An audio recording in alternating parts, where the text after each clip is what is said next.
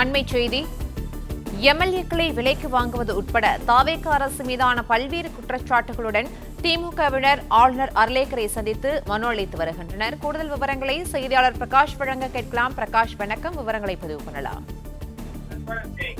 சென்னை கிண்டியில் உள்ள மக்கள் பவனில் தமிழ்நாடு ஆளுநர் அர்லேக்கர் அவர்களை திமுக நிர்வாகிகள் தற்போது சந்தித்து தமிழக அரசுக்கு எதிரான புகார் மனுவை கொடுத்திருக்கிறாங்க.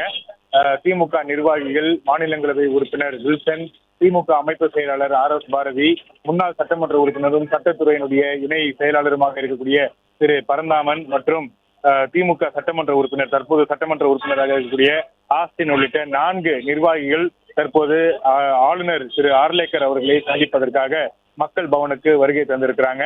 இன்று மதியமே இது தொடர்பான ஒரு செய்தி வெளியானது. அர்லேக்கரை அவர்களை சந்தித்து தமிழ்நாடு அரசுக்கு எதிரான புகார் மனுவை திமுக அளிக்க இருப்பதாக ஒரு தகவல் வெளியான நிலையில தற்போது திமுக நிர்வாகிகள் புகார் மனுவை அளிப்பதற்காக வருகை தந்திருக்கிறாங்க.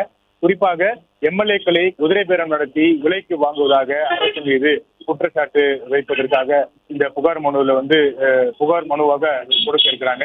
அதே போல அரசுக்கு சம்பந்தம் இல்லாதவர்கள் அமைச்சரவை கூட்டம் மற்றும் முக்கியமான முதலமைச்சர் பங்கேற்கக்கூடிய கூட்டங்கள்ல அரசுக்கு துளியும் சம்பந்தம் இல்லாதவர்கள் தொடர்ச்சியாக பங்கேற்பது.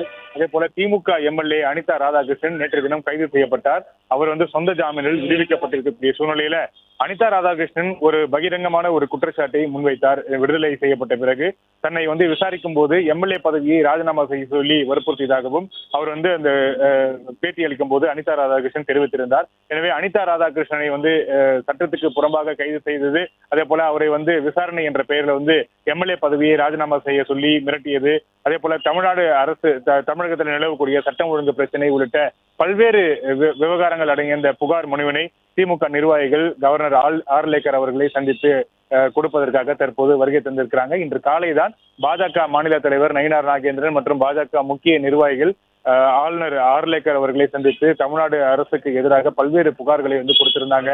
அரசு வழக்கறிஞர் நியமனத்துக்காக லஞ்சம் பெறுவது, அதே போல உயர்கல்வித்துறை அமைச்சர் விஸ்வநாதன் மீதான புகார் உள்ளிட்ட பல்வேறு விவகாரங்கள் அடங்கிய புகார் மனுவை பாஜக இன்று காலை வழங்கிய நிலையில அதனைத் தொடர்ந்து தற்போது திமுகவும் ஆளுநர் அவர்களை சந்தித்து தமிழக அரசுக்கு எதிரான புகார் மனுவை கொடுப்பதற்காக வருகை தந்திருக்கிறாங்க. ஒட்டுமொத்தமாக தமிழக அரசுக்கு எதிராக எதிர்க்கட்சிகள் எல்லாருமே ஒன்றிணைந்து ஆளுநரை சந்திப்பதற்கு முடிவெடுத்திருப்பதாக தான் தெரிகிறது. ஆளுநர் மாளிகையை நோக்கி படையெடுத்து வராங்க. காலையில பாஜக புகார் மனு அளிக்க வந்த நிலையில தற்போது திமுக நிர்வாகிகள் வந்திருக்கிறாங்க.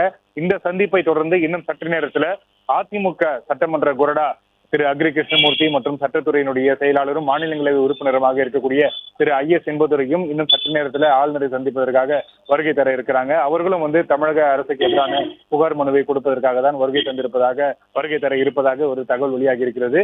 ஒரே நாளில் தமிழக அரசுக்கு எதிராக எதிர்க்கட்சிகளாக இருக்கக்கூடிய பாஜக, திமுக மற்றும் அதிமுக உள்ளிட்ட கட்சியினுடைய முக்கிய நிர்வாகிகள் ஆளுநரை சந்திப்பது என்பது ஒரு பரபரப்பான ஒரு செய்தியாக பார்க்கப்படுகிறது. தற்போது திமுக நிர்வாகிகள் அமைப்பு செயலாளராக இருக்கக்கூடிய RS பாரதி மற்றும் மாநிலங்களவை உறுப்பினர் திரு வில்சன் மற்றும் முன்னாள் சட்டமன்ற உறுப்பினர் பரந்தாமன் மற்றும் தற்போது சட்டமன்ற உறுப்பினராக இருக்கக்கூடிய திரு ஆஸ்டின் உள்ளிட்ட 4 பேரும் தற்போது ஆளுநரை சந்தித்து புகார் மனு அளிப்பதற்காக வருகை தந்திருக்கிறாங்க.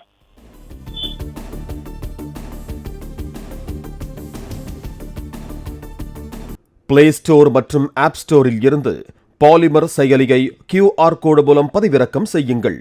செய்திகளை உடனுக்குடன் பெறுங்கள்.